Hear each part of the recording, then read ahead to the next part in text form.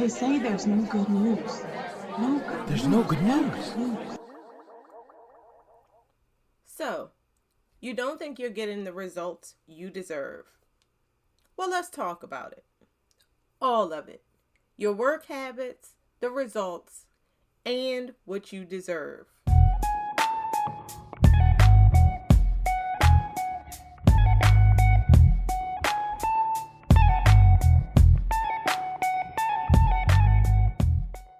Before we get into the reasons for why we're here today, I would just like to issue this disclaimer that thoughts, opinions, and views contained in this show are not those of me, Shay Anai, or No Good Writer.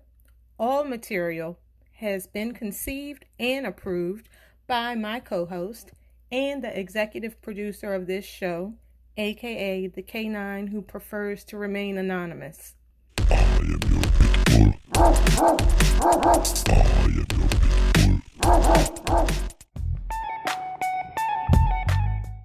Whenever you don't feel like you're getting the results you deserve, think about how much effort you put in. I mean, really put in. I'm not talking about time that's passed, because counting time can play tricks on you. And actually, let's address that right now. The fact that you started something a year ago doesn't mean that you've been doing it for a year. If you launch a blog in January 2021 and you post for 2 weeks, then you fall off and you don't post again until June, you haven't been blogging for 6 months. You had a blog for 6 months, but the effort wasn't there. This is not prison, okay? You're not going to get credit for time. You get credit for work. And you cannot build and expand a freelance career or a creative career if you're treating it like a hobby. I guarantee you that a lot of us who are self-employed or starting a business, if we were to step aside and pay someone to step into the role that we have right now, our expectations would be different. And the standards would be different. We wouldn't be as impressed with what that person does. We wouldn't praise that person's work as easily as we praise our own. And we would require better results and more work for our money than what we are doing for ourselves. Two major problems with being your own boss is it's easy to give yourself too much credit, and it's easy to lower the bar for holding yourself accountable. For instance, let's think about your work habits. You probably don't work as hard as you think you do. At least not consistently. Fuck off.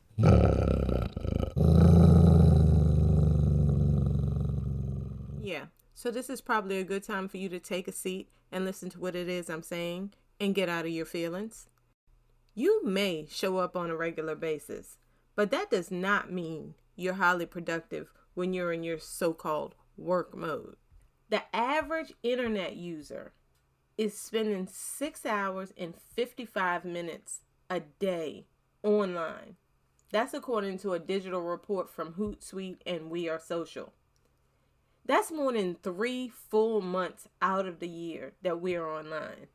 Now, granted, a lot of the things that we have to do for our businesses, they do require us to be online. But let's be honest, how much of that time is actually spent working? How many times have you sat down in front of your computer or got on your phone to work and you burn 30 minutes, an hour, 2 hours checking social media, clicking through your news feed, scrolling through emails, and getting lured in by ads for this sale and that sale? That wasted time adds up far more than you think. And that's time that we're spending doing things that seem kind of workish. You know what I'm saying? But then there are other activities that are just plain unproductive and unrelated to work, like making coffee, making and answering personal phone calls, replying to text messages, snacking, watching TV, picking music that we're gonna work or write to, stopping to do little housekeeping chores. It all adds up. Out of 8.8 hours that a worker is clocked in, do you know that the average worker only actually works for 2 hours and 53 minutes, according to the Bureau of Labor Statistics. Now, I know you're probably thinking, well, it's different when you have a job. No, not really. Chances are that workers over the long term are going to get more done within the span of a workday than folks who are working independently, because eventually they have to answer to someone. The reason that it may seem like you get more done for your business is because your workday is longer. Now, if you don't believe me, David Finkel is a best-selling author with 12 books under his belt, and he's the CEO of a business coaching company called Maui Mastermind. So his firm did a time management study of small business owners and entrepreneurs. And what he found is that on average, their 40-hour work week ballooned out to 72 hours a week. But they waste nearly 22 hours a week doing things that, quote, contribute little or no value to their companies, end quote. So imagine, like I said, you were paying someone to do what you do. If about half of that person's work week was just wasted time, would you keep paying? Because if you would, please leave your contact details somewhere. Email, comment section, somewhere, so that we can link up, because I want to work for you.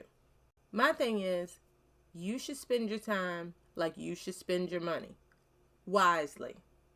And I promise you, a lot of you are not working as hard as you think you are. And to prove it, I challenge you. For the next 3 months, use a daily calendar.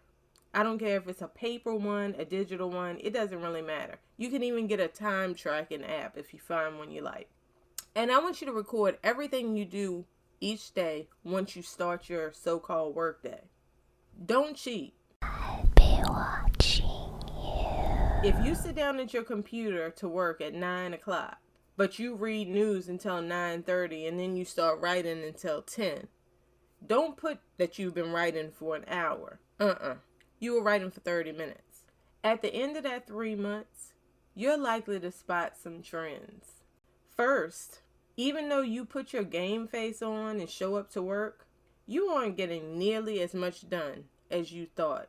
Some of you are going to be shocked, if not horrified, when you find out how little you actually get done in the number of hours that you think you're working.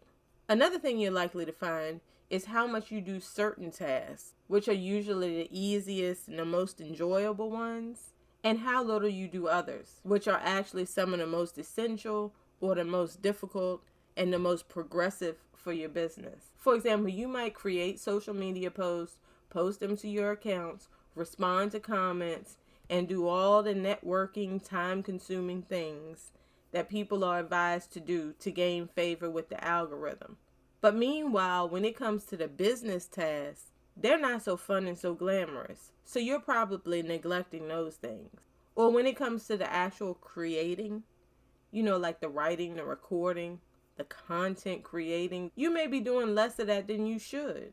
This goes back to accountability. When you're self-employed, it's easy to allow yourself to do the things that you want to do while neglecting the things that you need to do. But like I said, if someone was working for you, there would be a different level of accountability. You would require that they did all of the things that the job required. I told you should have hired the monkey. The third thing that you may notice if you accept my challenge is how little effort you really put into reaching out. Yeah, you may be hunting for freelance jobs if you're a freelancer. Recently, I've seen a number of Twitter posts where freelancers show how many queries and pitches they sent versus how many assignments they actually landed, or how many job ads they responded to versus how many jobs they actually got. For those of you who are new to the freelancing world, queries and pitches are basically like offers to provide service. So if I pitch a story to a magazine, that's me saying, hey, I got this idea, I want to write this story, are you down to get it? Anyway, in some cases, these posts about how much people have pitched how many queries they've sent, it makes it seem like the effort and the reward don't add up. But let's really think about it. If a person sent out 500 queries last year, that's less than 10 per week, not even 2 a day. So yeah, 500 sounds like a big number, but sending 2 pitches a day, what were you doing with the rest of your time? So if you only got 10, 15 responses, 500 sounds like a big number and 15 sounds like a small return, but you're sending 1 or 2 a day. That is not looking for a job. How can you give yourself an A for effort? And on top of that, when you don't follow up, you're taking for granted that whoever you're trying to contact is doing something the rest of us certainly don't do. And that's read every single email. Please don't fool yourself into thinking when prospective freelance clients advertise jobs that they read every reply before making a decision. Because if you do, you're in for a disappointment. Likewise, when you're posting content online, on your blog, on your YouTube channel, whatever, once that first notification goes out, then what? Do you take whatever results you get and move on? If you do, of course your results suck and they frustrate you. All right already, get on with it. I follow some artists on Instagram, and some of them only show a piece of artwork one time. I mean, what are the odds that all of their followers see that one post? And what are the odds, second off, that the followers who do see it will jump on it on site and buy it? But then there's other artists, the more savvy ones. They keep putting one piece of artwork in your face, one way or another. They show how they created it, they show it in different settings, they place it in their stories. And the same goes for mailing lists. Do you know MailChimp said the average email open rate is just slightly over 21%, meaning that when you send a notification via email to your mailing list, 80% of the people don't even open it. And the click-through rate is less than 3%. So if that small group that do you the honor of looking at your email, they stop right there. That's all you're going to get from them. Looking. And then they're going to go on about their lives. They're not going to click through to your blog. They're not going to click through and go to your video. They're not going to click through and check out the book that you just released. Not from one email. If you want people to respond, to read, to watch, to listen, you gotta push. You gotta promote. And a lot of us aren't doing that. Some of these companies that have my email address, they send me 2, 3, 4, 5 emails a day. Major companies. They understand that it's not just one and done. This is not an after club hookup. This is you building and maintaining a business, which is basically like a relationship. If you want people to respond to what it is you have to offer, you have to apply some relationship building skills. And a lot of us aren't doing that. But yet we have unreasonably high expectation about the results that we're supposed to be getting. And do you know what drives those unreasonably high expectations in a lot of cases? It's not believing that hard work will be long and hard for you. Most of you listening to me right now have heard that it's a difficult path to build a business. You've listened to a podcast, read a book, read an article. You heard it from somebody who knows firsthand. One way or another, you've been forewarned. But in your mind, you hear about difficulty, but that's for other people. You aren't expecting a long, hard road to be a long, hard road for you. You're too impressed with yourself. You think you're going to advertise your services or you're going to put your content out into the universe and the takers are just going to form a line to get whatever it is that you're offering. That's not how it works, my friend. 1 to 5. Depending on the type of business, your approach, and your effort, it will take 1 to 5 years to get a business rolling. Here and there, you might find that rare case where someone blew up in months. But that's just not how the system operates. Results come from work, not thoughts, not ideas, not hours logged sitting in a work environment, but actual labor. A lot of people want to be something, but the question is, who's willing to become something? Who's willing to work the process? And the honest, no bullshit answer is that it's only a limited number of people. Hopefully, you're one of them. Until next time, folks.